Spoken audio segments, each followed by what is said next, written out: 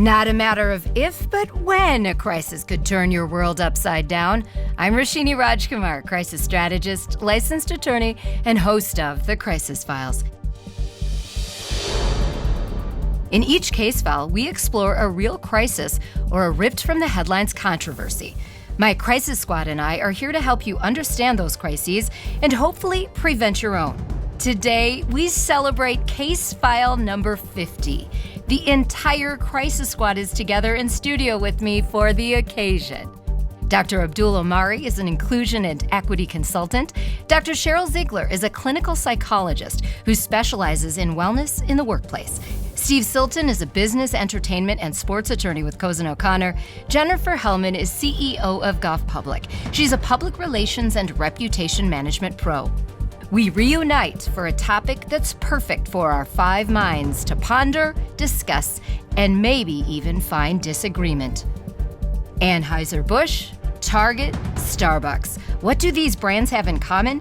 The summer of 2023 brought them negative headlines connected with LGBTQIA rights. The Crisis Squad and I dive into this in the case file I call Gender Fluid. Things started unraveling for Anheuser-Busch after it sent a celebratory can of Bud Light to transgender TikTok star Dylan Mulvaney to celebrate her 365th day of womanhood. The can was one of a kind with her face on it. This was not an ad campaign. After Dylan posted a video of herself with the can thanking Bud Light, the backlash and boycott started. At last count, Bud Light has lost about $20 billion from the crisis. Target brought out products to celebrate Pride. Altercations between employees and customers led Target to remove some of those products. Backlash ensued. Let me bring in the squad. Abdul, you're dealing with inclusion and equity issues all the time. What's gotten lost in this shuffle? I think the first thing that's gotten lost in this conversation and the backlash is everybody is tending to think of these as something that's only happening at Anheuser-Busch or only at Target or only at Starbucks, when in reality, these things are connected to a massive international movement that is happening. One of the things that is important when we even begin this conversation is to make sure that we know this is a microcosm of things that are happening politically, whether it's bills being passed, it's messaging that has been going on for a number of years. Religion is involved in this, major divides across the country and world. So I think the first thing that I would say about what is being lost is that we should not only be thinking about Target, Anheuser-Busch, and Starbucks, but we should be thinking about the larger context that is leading to the crises that have ensued. All right. Good point. Jen, what I think is also interesting here is I think a lot of people in this narrative have lost sight of the fact that this wasn't an ad campaign between Anheuser-Busch and Dylan Mulvaney. They sent her a gift, but then that led to what has happened. Currently now, as we record the last week of June, Anheuser-Busch is unveiling a new summer ad campaign featuring country music and football. They sent her a gift to purposely try to increase their audience and to increase their audience to a whole new group of people who they thought would consume their beer. But I think this all comes down to knowing your audience, not trying to be something to everyone, because in trying to increase the number of people who knew them, it was contrary to what their audience wanted, which is where the backlash happened. And then they got in trouble when they backtracked. And the same thing happened with Target. Target knows its audience. Target has been very, very good over the years. The problem came in when they went back on what they were doing. Companies and organizations need to get really clear on those values and let those values drive their decisions. If they try to be something to everyone, they just make people mad or they're nothing to anyone. Dr. Z, I'm sure there are so many psychological effects when these kinds of headlines are rampant, lots of different communities involved, the loved ones of people who were affected negatively. What can you share about the mental health angles on this? One of the things I think about is just as a crowd, right? What people do when they're in groups. Really, a lot of these situations have gotten bigger and bigger. They've gained this momentum And I know Abdul was saying, oh, this is a bigger picture, but I do look at each and every one of these particular brands and their situations. And what I'm worried about is that there's this sense of, oh, okay, let's start piling on, or let's start saying employees at Starbucks are going to boycott because some pride things were taken down, when in actuality, it was really less than 1% of the employees that were doing that. So what concerns me is the way that people act when they get involved in groupthink.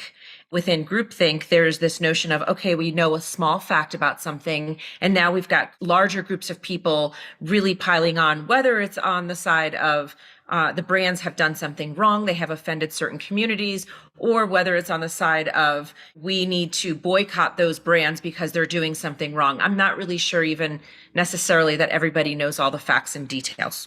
Yeah. So many layers to this when it comes to the law, Steve. If we look at the Starbucks situation, there were some stores that did remove some of their heritage items for the month of Pride, but there were also union negotiations going on, and Starbucks and the union with some of the stores trying to unionize. So I think some things got conflated in there. So what really is the law here? There's so much to unpack here with regard to this issue, and you can certainly look at, as Abdul said, kind of the broader implications here. There has been a backlash against the LGBTQ community with regard to this issue as well as other issues. The MLB and NHL just essentially backtracked on all their players wearing Pride pregame jerseys. The players said we're not going to do it, right? Right. It goes all the way overseas where the EPL, there's some players that for religious reasons have claimed that they will not play in EPL games with the Pride patch. And it's a very interesting issue. Legally, the question is this a civil rights movement? In other words, do we have to kind of stay the course and deal with the backlash to get beyond this? Or is this, at least to some extent, a social movement? And I think the jury is still out to an interesting degree with regard to some of these issues. This Dylan individual seems to me to be a social influencer, even more so than she is some civil rights icon. Absolutely. And one of the things, Abdul, that Steve mentions, is it social? Is it legal? Is it civil rights? But I'm also thinking about different groups. I'm an Asian American. You're a Black man. Should corporations, should brands be so, I want them to be sensitive. I want them to be inclusive. Don't get me wrong. But do we need a movement for every group? That's really at the core of this for me. Do we need a movement for every group? Yes. How? I'd be a billionaire if I knew. I do work in equity and inclusion, obviously, and there are some things that I just don't have the answer to. And how you do that in a way that is inclusive, a way that will negate or avoid any backlash, you will not. You will have the backlash. The thing that Jen mentioned, and then I think Steve was getting at too, which is so important here though, is once you go backwards, now you've made more than one group upset. Now everybody's upset because first they were upset that you did it in the first place, right? And then you say, oh, wait, we made a mistake. Let me walk it back. And now you got the other folks upset at you again. And so I think what you mentioned, though, Jen, is so important around those values. You either need to go full force and stand behind what it is that you're doing, or don't do anything at all. And Jen, you've taught us in past case files, be authentic, know your brand. Don't risk your brand identity unless you really have a great reason and one that you can stand behind. We know, though, there is a compelling reason for organizations, brands to get into these social issues. We know that from a recruiting standpoint, today's generation of workers want to work at a place that aligns with their values. They don't trust that government is going to make substantial change. They don't trust that media is going to tell the stories appropriately. They trust businesses more than they trust any other entity. So people are saying, when I go and I choose where I'm going to give my time and talents, and by the way, we're in a workforce where we need them to choose us, they're saying, I want to work for a company that aligns with my values. So when controversial issues like this come up, they say to the employer, what do you think about this? Or they're looking at how you're going to respond. What is Target going to say when things get really tough? And they're trying to understand, are you still in alignment with who I am and who I want to be and where I want to work? So that's why it's important. It's important from an audience standpoint, but it's also important to your employees. Dr. Z, speaking of those employees, what kind of responsibility and what form should it take for employees to go to their employers to ask for what they want in these kinds of conversations? This is exactly what I'm starting to see when I'm talking to companies about bringing mental wellness into the workplace. I think there's a fine line between being really outspoken and almost becoming like activists versus saying, we support this, we support you, we support your family, your kinds of choices. We are an inclusive setting. I think that that's where this is getting, conflated, and really looking at both sides of this and saying, do companies have to be overtly making a stance and really being outspoken, or do they just need to support their employees in the types of choices and in the ways that they want to take time off, in the ways that they want to be counted as families? So for me, it's about companies really being very clear on how they can support their employees without necessarily saying that they're going to take a very outward public activist approach in doing so. There's so many ironies to this particular issue, not the least of which is the conservative backlash against Bud Light has brought a Mexican beer brand, Modelo's, into the #1 beer brand in the world. We can talk about that in a minute.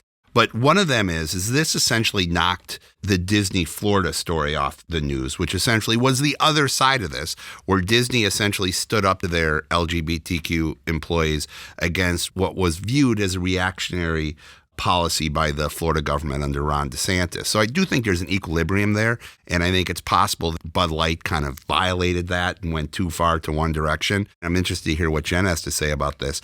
I always think that, earned media like this is always a good thing. This is a situation where maybe it's not a good thing. But Jen, also to be clear, they did not have an ad campaign. This was Dylan Mulvaney on her own did a video, which then got the backlash, which then Anheuser-Busch had to respond to. Right. The old adage that any publicity is good publicity, I don't believe anymore. When you see the numbers, the way that it affected their stock and their market share, I don't think it's been good for them. And what do you think about this new campaign? I watched some of the ads this morning. It's like people running barefoot with a cooler and football and country music and really trying to appeal to who they know are their core target markets. Exactly. I mean, they're non-apologetically getting back to their core. And that's what they have to do to try to save this brand. Because it does come down to money. Absolutely. It always does. All right, I'm going to ask as we wind down, the time just flies with all of you. Think about if you were sitting there with any of these executives, Starbucks, Target, Anheuser-Busch, any to come, even the pro teams, what would you say is the one thing they could do tomorrow? Again, as you've said, if you had these answers, Abdul, we'd all be billionaires. But what is one thing that's proactive versus reactive? I think companies need to always be thinking 2 or 3 steps ahead. And in this case, there needs to be a plan and a strategy around it. You don't get to just dabble in social issues. We know that these are too hot, too emotional, and because of social media, they can be way too explosive to just try it. So in this case, where they were sending individual cans to an influencer who is very different than their core audience, I would hope that they would test that first. And it sure seems like they didn't, because they seemed very surprised at the reaction that they got. We shouldn't be surprised by this stuff. You can bring in a focus group of people who are your core audience, who think lots of different ways, and ask their opinion before we try to workshop it with the world. Right. Shouldn't be decided in a vacuum. You need to bring in some of those stakeholders. Yeah, I think that's a great point. Being deliberate with your decisions makes for very easy legal planning, because if you know what the business folks are going to do, it's very easy to see the landmines and the obstacles.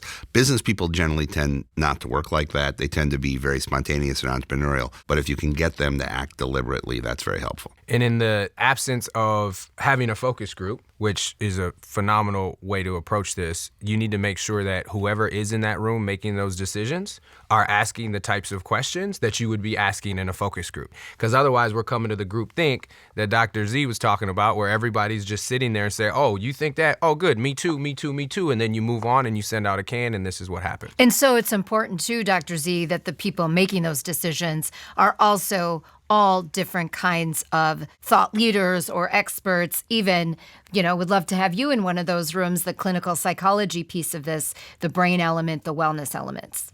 One of the things I think about is, have they talked to their employees? Like at Target, they were saying they felt unsafe. And so who do you start with when you're a company? Do you first take care of your people and then worry about, again, what's happening in the public? We know that in the Target situation, their employees were saying that they felt unsafe, that they felt threatened by having certain merchandise in their space. So I think it goes back to companies really deciding, are we taking care of our employees first, or are we looking to the public and to the outward perception of what we think other people want, and employee safety comes second? I think that's what they have to go back to right now, and they need to survey them. They need to have almost focus groups with employees first to decide what do they feel they want and need, and what is the current climate. Great thoughts from our entire crisis squad. Again, such a joy being with all of you together in the studio today to celebrate case file number 50. Thanks again to the crisis squad, Steve, Sheryl, Abdul, and Jen. They are the best in class in their respective fields. Case file number 50 is dedicated to our loyal listeners and new fans. Thanks for getting us to case file number 50, fans. Drop us a line with your crisis and questions. We're happy to dive in.